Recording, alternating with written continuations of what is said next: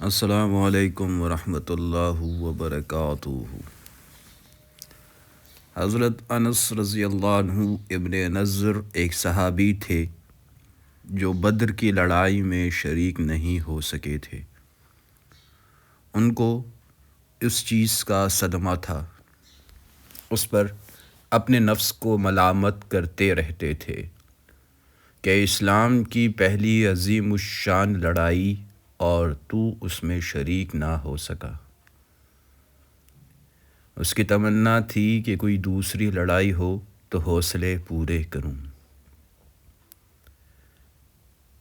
بامر اللہ احد کی لڑائی پیش آ گئی، جس میں یہ بڑی بہادری اور دلیری سے شریک ہوئے۔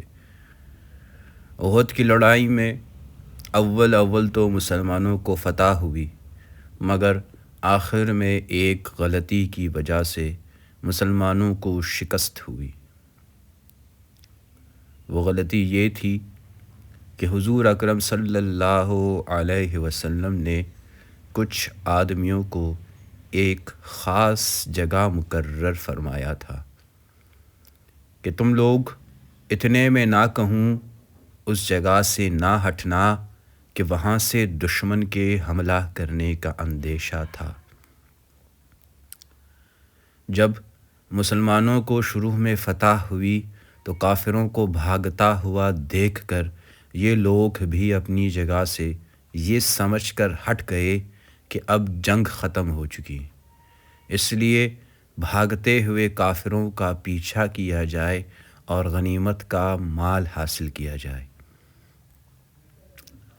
اس جماعت کے سردار نے منع بھی کیا کہ حضور صلی اللہ علیہ وسلم کی ممانعت تھی کہ تم یہاں سے نہ ہٹو، مگر ان لوگوں نے یہ سمجھ کر کہ حضور صلی اللہ علیہ وسلم کا ارشاد صرف لڑائی کے وقت کے واسطے تھا، وہاں سے ہٹ کر میدان میں پہنچ گئے۔ بھاگتے ہوئے کافروں نے اس جگہ کو خالی دیکھ کر اس طرف سے آ کر حملہ کر دیا۔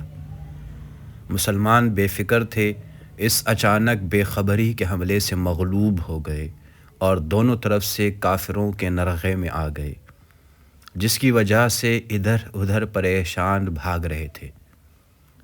حضرت انس رضی اللہ عنہ نے دیکھا کہ سامنے سے ایک دوسرے صحابی حضرت سعد رضی اللہ عنہ ابن معاذ آ رہے ہیں۔ ان سے کہا کہ اے سعد، کہاں جا رہے ہو؟ اللہ کی قسم، جنت کی خوشبو احد کے پہاڑ سے آ رہی ہے۔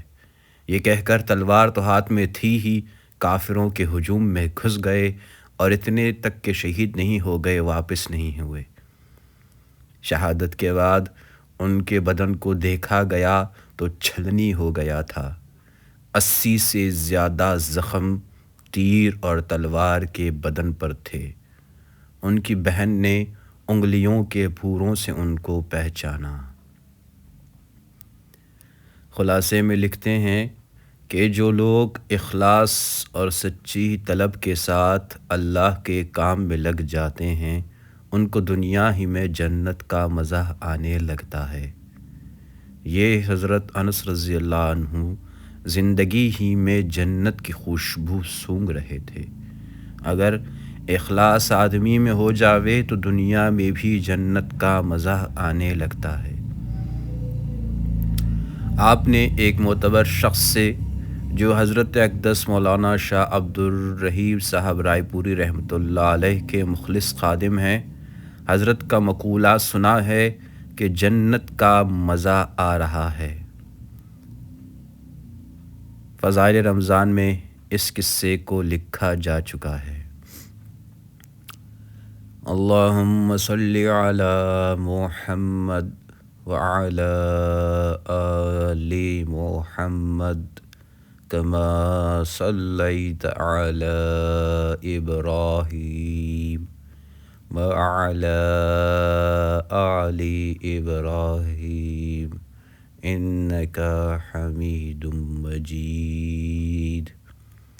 اللہم بارک علی محمد وعلی آل محمد كما باركت على إبراهيم وعلى آل إبراهيم إنك حميد مجيد.